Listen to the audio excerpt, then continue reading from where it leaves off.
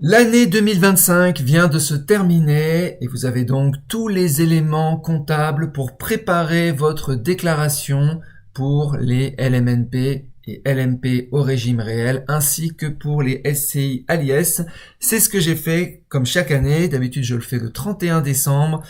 J'ai eu un peu de retard cette année. Je l'ai fait le 3 janvier. Je viens de terminer. Ça m'a pris 1 heure. Pour rappel, vous avez la possibilité de faire vos déclarations vous-même si vous êtes en LMNP au régime réel. C'est ce que je fais depuis au moins 10 ans. Alors, première chose, donc grâce au fichier Excel, je suis allé sur l'onglet Journal. J'ai rentré les différents éléments. Donc là, j'ai 2 appartements qui sont en LMNP régime réel. Donc, j'ai rentré les loyers. Voilà, j'ai rentré la taxe foncière, donc pour les 2 appartements, j'ai rentré les charges de copropriété que je suis allé récupérer sur les sites des différents syndics. J'ai rentré aussi la CFE et les loyers donc de mes différents locataires. J'ai eu un changement de locataire sur un des appartements, ce qui fait que j'ai des loyers pour locataire 1, locataire 2. Une fois que j'ai rempli ce journal, je fais la somme et je mets les valeurs directement dans chacun des onglets. Donc ça, c'est la version multi-appartement du fichier Excel. Vous avez la version mono-appartement aussi. Tout ça est disponible sur le site Top Déclaration. Si vous êtes en LMNP, vous allez sur Formation en ligne, déclaration LMNP. LMP, vous allez ici. Et SCI-LIS, c'est pareil, vous avez ici à chaque fois des fichiers Excel qui sont différents et des vidéos explicatives comment remplir le fichier. Ensuite, c'est très simple, le fichier Excel, je remplis les cases en verte, donc loyer, charges, taxes, intérêt d'emprunt, j'en ai pas. Donc ça, je fais ça pour l'appartement 1 et le capital restant dû si vous avez encore un emprunt. Moi, j'en ai pas, donc ça simplifie. Je fais ça aussi pour l'appartement 2.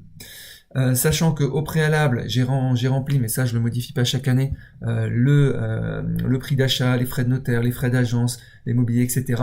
pour que ça calcule automatiquement.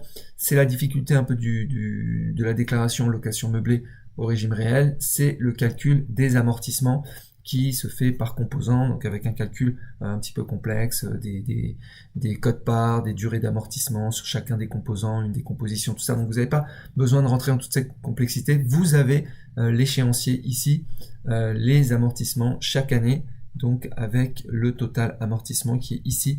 Et on voit qu'il descend chaque année, ça c'est par tranche. Donc pendant une dizaine d'années, j'ai eu la même dotation aux amortissements, puis ensuite ça descend, puis ça va descendre, etc., etc. Donc bref, tout ça est géré automatiquement. Ça vient se répercuter dans la dotation aux amortissements de l'année en cours pour chacun des appartements. On voit qu'elle est différente entre mon premier appartement et mon deuxième appartement. Et ensuite, eh bien, l'onglet total qui fait des sommes intelligentes de tous les appartements que vous avez en location meublée et il va déterminer quel va être mon résultat fiscal. Donc je découvre là si je vais payer des impôts ou pas. Si le résultat fiscal est positif, je vais avoir des impôts à payer. Si le résultat fiscal est négatif ou nul, je n'ai pas d'impôts à payer. Donc voilà, sachant que en location meublée, au régime réel, les amortissements peuvent, en général, ça dépend des cas, peuvent annuler en fait tous les loyers, moins les charges, etc. Donc à la fin, on se retrouve, la plupart des années, je me retrouve à ne rien avoir à payer, mais ça fait quand même pas mal de temps, donc mes amortissements ont diminué un petit peu. Donc cette année, j'ai donc 22 700 € de loyer. Je me débrouille pour être vraiment en dessous du seuil des 23 000 pour ne pas passer LMP. Les charges, donc il a fait les charges des 2 appartements. Voilà, les taxes. Et, alors je vais vérifier juste une chose. Voilà, tac, appartement 2. Voilà. Et ensuite, donc il fait donc loyer, moins charge, moins taxes, moins la dotation aux amortissements. J'ai pas d'amortissement excédentaire reportable des années précédentes. Je les ai déjà tous utilisés. J'ai pas non plus de déficit reportable des années précédentes, j'en ai jamais eu. Et donc, je me retrouve cette année, malheureusement, avec un petit résultat positif de 2618 €. sachant que j'ai quand même des loyers de 22 000, donc ça réduit drastiquement. J'ai 2618 € qui vont venir se rajouter à mes revenus donc imposables. Voilà. Donc une fois que tout ça est calculé automatiquement, le bilan est prêt, il est ici. Donc ça c'est pour le formulaire 2033A.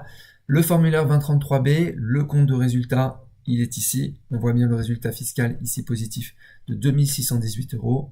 Les formulaires 2033C, immobilisation et amortissement, sont aussi automatiquement remplis. Et donc maintenant, qu'est-ce qu'il me reste à faire? Eh bien simplement à attendre que les déclarations s'ouvrent en avril ou en mai pour que je puisse reporter moi-même, sans comptable, mes petits formulaires. Voilà les amis, bah écoutez, c'est tout. Si vous avez des questions, mettez en commentaire ou envoyez-moi un email via le formulaire ici, contact sur Top Déclaration. Et si vous voulez vous lancer pour faire vos déclarations vous-même, vous avez des solutions. Et si vous avez déjà des comptables et que vous voulez transférer en fait votre comptabilité sur le fichier Excel pour la reprendre vous-même, c'est aussi possible. Il y a un service que vous retrouverez dans Assistance. Voilà les amis, je vous souhaite une très bonne journée et une bonne année. Ciao.